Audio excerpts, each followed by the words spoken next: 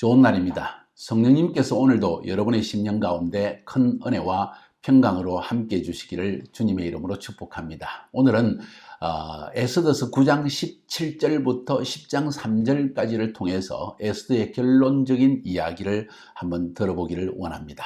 오늘 이 본문의 이야기를 여러분이 쭉 읽어보시면 알 수 있는 것처럼 어떻게 불임절이 제정되게 되었는가 하는 것을 우리에게 말해주고 있습니다.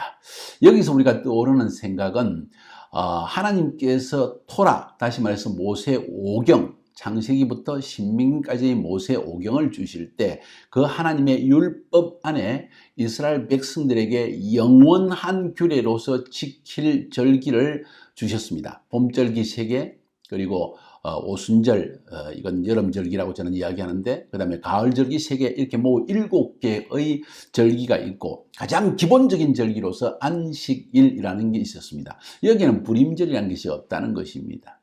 왜 그런가 하니, 이러한 절기들은 전부 하나님 나라에 관한 것입니다.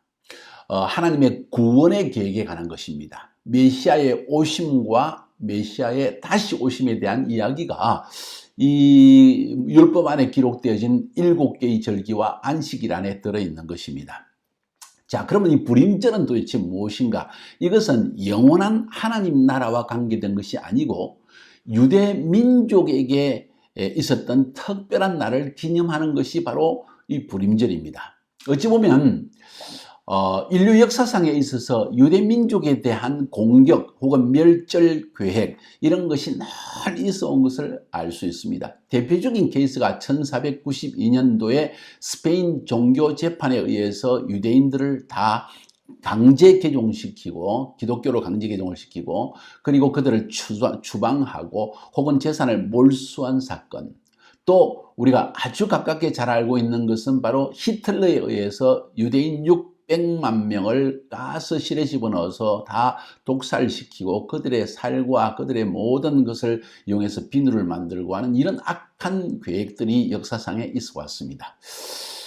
그것이 그 당시 1492년과 제2차 세계대전 때 히틀러에 의해서만 일어난 것이 아니라 그 이전에 이미 있었다는 것을 기억시키면서 어쩌면 유대 민족들에게 특별하게 하나님께서 주시는 계시적 메시지로서 작용하는 것이 바로 불임절이라는 것을 우리가 알 수 있다는 것입니다. 한마디로 말하면 인류 역사상에 주님이 다시 재림하시는 그날까지 항상 유대 민족에 대한 공격이 있어 올 것을 주님은 미리 알게 하시고, 그러나 그런 핍박과 공격이 있음에도 불구하고 하나님은 반드시 그의 백성을 택하시고 그를 선택하시고 축복하기로 약속한 그 이스라엘 민족 혹은 유대 민족을 반드시 복주시고 지키신다.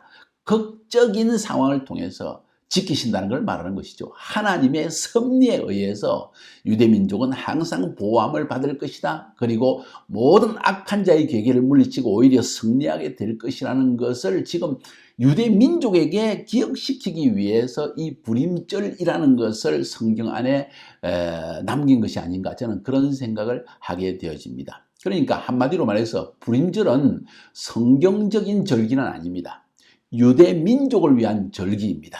그러나 성경 안에 기록되어진 유대 민족들에게 너희들은 너희들의 역사를 통해서 항상 반유대지, 엔티세미티즘이라는 것에 의해서 고통을 당하게 될 것이다. 그러나 기억하라, 하만의 계계를 멸하시고 유대 민족에게 승리를 주시고 유대 민족을 멸하려고 하는 모든 민족들에 대해서 하나님의 대적에 대해서 승리를 주신 하나님이 역시 이 메시아가 오시기 이전에도 동일한 그런 승리의 역사를, 불임절과 같은 역사를 반드시 이루어 주실 것이라는 확신을 주기 위해서 이 불임절을 제정하셨다는 사실입니다. 구체적으로 들어가 보면은 우리가 잘 아는 대로 하만이 제비를 던져가지고 12월 13일, 유대 달력으로 12월 13일에 유대민족을 완전히 멸절시키기로 결정한 날이 있습니다. 그것이 12월 13일입니다. 그런데 그 날이 눈물이 기쁨으로 변한 날이 되어졌습니다.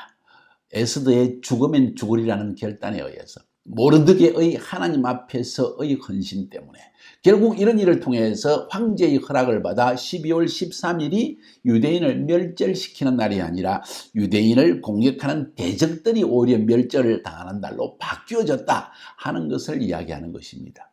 이런 유사한 사건이 또 언제 일어난다고 성경은 말하고 있느냐? 스가랴서 12장, 13장, 14장을 읽어보면 마지막 때 열국의 연합군이 예루살렘을 침공하는 일이 있을 것이다. 그리고 예루살렘은 거의 3분의 1이 절반 이상이 전부 약탈을 당하고 어려움을 겪는 가운데 하나님이 마지막 때 개입하셔서 적군의 연합군을 완전히 섬멸시키는 일이 일어날 것이다 하는 사실을 또 기록하고 있습니다. 똑같은 사건이라고 저는 생각하는데 에스겔서 38장과 39장에서도 똑같은 사건을 곡과 마곡의 전쟁을 통해서 말씀을 하고 있습니다. 결국 그 모든 것은 엔티세미티즘의 총결산적인 전쟁이 일어날 것을 이야기하고 유대민족이 마지막으로 이런 고통을 겪을 것인데 이 불임절에 하만의 괴계를 멸하시고 유대민족을 멸하려고 했던 아말렉을 그 민족을 오히려 멸하시고 그리고 유대민족을 공격하는 모든 다른 대적들의 민족들을 하나님이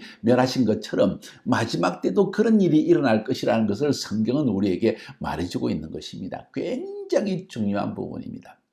그래서 오늘 본문 9장 17절부터 10장 3절까지에서는 바로 이런 불임절이 어떻게 제정되게 되었는가? 바로 모르드게가 이 날을 제정하고 나중에 에스더가 다시 한번 그 불임절을 다시 확정시키는 둘째 편지를 보내고 이런 이야기가 오늘 본문에 기록되어 있는 것입니다. 좀 더 자세하게 이야기하면 12월 13일이 바로 유대민족을 멸하기로 한 날이었는데 그 대적들을 멸한 날로 바뀌어졌습니다. 그래서 수산성, 페르시아의 수도였던 수산성뿐만 아니라 페르시아 제국 전체에 있는 도시와 시골에서 바로 유대인들이 그들의 대적을 오히려 멸하는 날로 승리의 날로 변화되게 되었습니다. 자, 그럼 불임절은 언제인가 할 때 12월 13일인가요? 그건 아니고요. 바로 13일 날 그 일을 행하고 나서 14일 날 이 승리를 주신 하나님을 축복하며 하나님께 감사하며 축제하는 날을 삼아라. 그래서 12월 14일이 불임절이 된 것입니다. 그런데 수산성에서는 에스더가 황제에게 요청을 해서 13일뿐만 아니라 14일 하루 더 수산성에서 유대인을 대적하는 모든 대적들을 멸할 수 있는 그런 허락을 해달라고 했기 때문에 14일에도 유대인의 대적을 멸하는 날로 정해졌습니다. 그러니까 13일은 페르시아 제국 전체, 14일은 수산성에서만, 그러니까 13일은 수산성과 페르시아 제국 전체, 14일은 수산성에서만 하루 더 대적을 칠 수 있는 기회를 황제가 주었던 것입니다. 그렇게 해서 수산성에 있는 사람들은 14일이 아니라 15일 날 축제의 날로 삼았습니다. 이렇게 하다 보니까 이 불임절은 14일 날과 15일 이틀간 축제의 날로 지키는 날로 정해졌다 하는 사실을 오늘 성경은 이야기를 하고 있고, 먼저는 모르드게가 이런 축제의 날을 지키라고 편지를 썼고 그 다음에 에스더가 황후의 이름으로 편지를 써서 모르드게와 함께 두 번째 편지를 써서 이것을 자손대대로 지켜야만 한다. 이 말은 이 땅에 메시아가 오기 전까지는 항상 이런 엔티세미티즘이 일어나서 하나님의 백성을 멸하려고 하는 계획이 있다는 것을 미리 주지를 시키는 것이 이 본문의 중요한 내용이라는 것입니다. 사랑하는 여러분, 역사의 진행 방향을 돌아보면서 이스라엘 민족이 차지하는 위치가 굉장히 중요합니다. 이스라엘 민족은 마치 하나의 바로메타, 이정표와 같습니다. 바로메타입니다. 이스라엘 민족에게 일어난 일을 보면은 바로 인류의 역사의 시작과 마지막과 우리가 인류의 역사가 서 있는 지점, 위치가 어딘가를 알 수 있다는 거예요. 마지막 이와 같은 이 이스라엘 민족을 대적하는 엔티세미티즘이 강하게 전 세계적으로 일어나는 걸 보면은 내가 앞에서 말씀드린 것처럼 스가랴서 12, 13, 14장, 에스겔서 38장, 39장에서 일어난 곡과 마곡의 전쟁이 또 한 번 일어날 것이고, 다시 한번 메시아가 오시기 전에, 그러니까 예수님이 재림하기 전에 이 불임절의 승리가, 유대인의 승리가 다시 한번 일어날 것이라는 것을 여러분이 알 수가 있습니다. 이게 바로 성경이 우리에게 미리 예언적으로 말하고 있는 것이라는 거예요. 그런 의미에서 보면 불임절은요, 유대민족에게 하나님이 주시는 예언적인 음성이라고 우리는 알 수가 있습니다. 우리 이방민족, 교회들에게는 이 유대민족에게 일어나는 불임절과 같은 사건이 또 한 번 일어날 것이라는 걸 미리 알고 있고, 그것을 통해서 유대민족에게 이런 엔티세미티즘이 일어나면은, 아하, 하나님이 불임절을 통해서 예언하신 일이 또 성취되어지는구나 하는 것을 미리 알 필요가 있다는 것입니다. 이것이 바로 이 9장 17절부터 마지막까지 말하고 있는 말의 중요한 의미입니다. 10장으로 넘어가면 겨우 3절밖에 되지 않습니다. 거기에서 말하고 있는 내용은 아수르 왕이 전 페르시아도에서 세금을 거두어들이고 그 이름과 명성이 뛰어나게 되었다. 다시 말해서 모르드게가 제2인자가 됨으로 말미암아 페르시아의 황제가 오히려 큰 이익을 얻게 되고 국위가 나라가 강하여지고, 그리고 국고도, 그러니까 재정도 뷰제트도 더 아주 강한 나라가 되어졌다는 이야기. 그리고 이것이 바로 이 페르시아의 일지에 기록되어 있다는 것은, 다시 말해서 이것은 역사적인 사실이다. 실제로 일어난 일이었다는 것을 오늘 성경 본문은 우리에게 확정시키고 있습니다.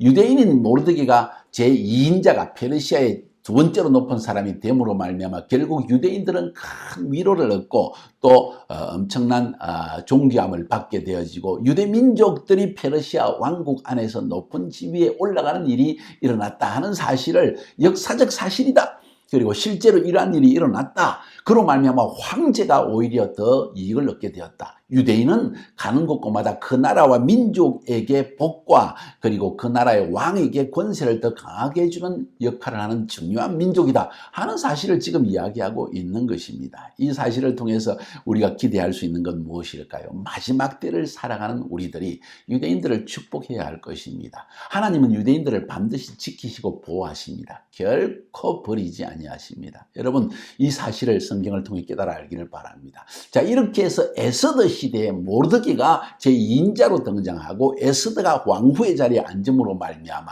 그것이 바로 BC 아마 460 몇 년에 일어난 일이지 않는가 하는 생각이 되어지고, 그 뒤에 BC 458년에 에스라가 제2차 포로 귀환자를 드리고 다시 이스라엘로 돌아오게 됩니다. 어떻게 그런 일이 일어나게 되었는가? 어떻게 그때 아닥사스다 황제가 에스라에게, 그 다음에 느헤미야에게 이스라엘 땅으로 돌아가서 성벽까지 쌓아라, 에스라에게 하나님의 율법을 페르시아 왕국 전체에 가르쳐라, 이렇게 말할 수 있었던 그 이유가 어디에 있는가? 에스더 시대, 모르드게 시대, 유대인의 지위가 많이 향상되어졌기 때문에 왕궁 안에 유대인들이 벌써 많은 높은 자리에 들어가 있었기 때문에 이 일이 가능한 것입니다. 이게 하나님의 섭리입니다. God's provision. 하나님은 그의 백성을 보호하시고 이 세상 가운데에서 유대인을 통하여서 다른 민족들이 복을 받게 하는 일을 행하시는 하나님입니다. 이 놀라운 사실을 우리에게 증거하고 있는 것입니다. 여러분, 이스라엘을 축복하십시오. 유대민족을 축복하십시오. 하나님이 택하신 민족이요, 그 유대민족을 통해서 우리는 성경을 받았고 유대민족을 통해서 메시아인 예수가 오셨습니다. 아브라함을 축복하는 자는 복을 내리고 아브라함을 저주하는 자는 저주를 받을 것이다. 지금도 여전히 통용되어지는 성경적 진리라는 것을 여러분이 깨달을 수 있기를 주님의 이름으로 축복합니다. 승리하세요.